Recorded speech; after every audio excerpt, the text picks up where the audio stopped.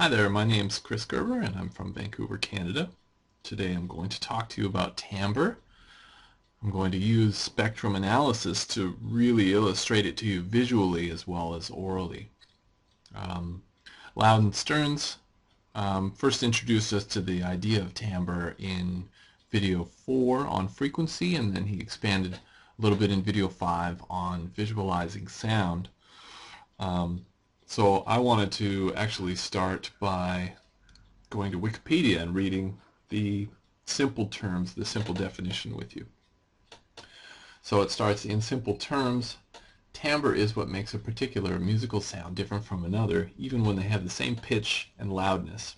For instance, it is the difference between a guitar and a piano playing the same note at the same loudness. So for instance, if I played a guitar note for you and I sang, you could tell the difference because the two instruments have different timbres. That's the characteristic of really the difference in sound of an instrument. So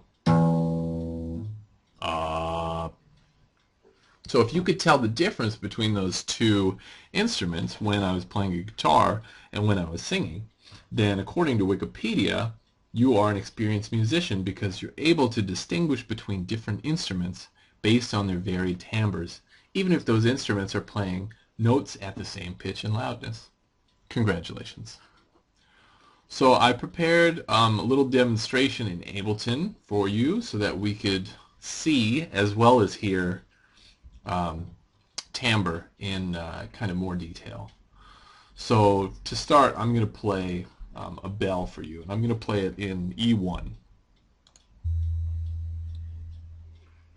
Okay, so you can see the fundamental frequency is E1, and it has a couple peaks further up the chart here, and that characterizes this sound for your ear.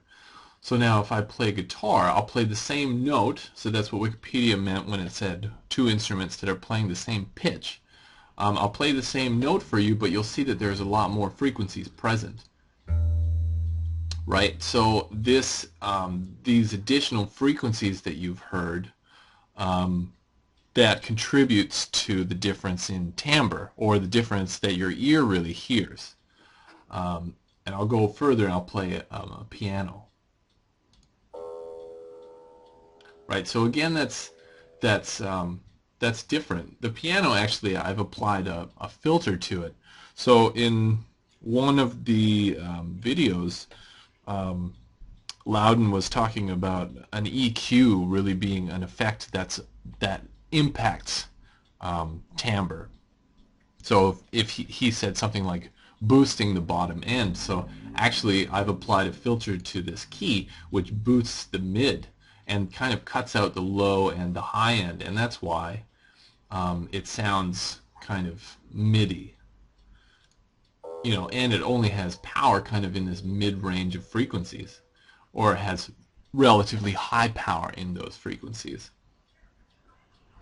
So that's kind of, so I've talked about pitch and loudness and spectrum, right? So we've seen changes in timbre according to changes in spectrum, but now I actually want to talk just a little bit about changes in time of timbre. So timbre can be different in one instrument from 1 minute to the next.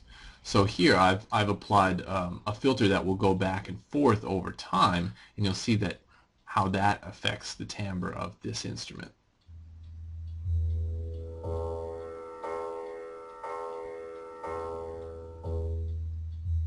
Right, so that's a further definition of timbre for you. It's not just the difference between two instruments. It can be the difference in one instrument from one moment to the next because of effects that are being applied to them. So that's basically my little talk on timbre. I hope you enjoyed it, and I wish you enjoyment in the rest of the class. Thanks for watching.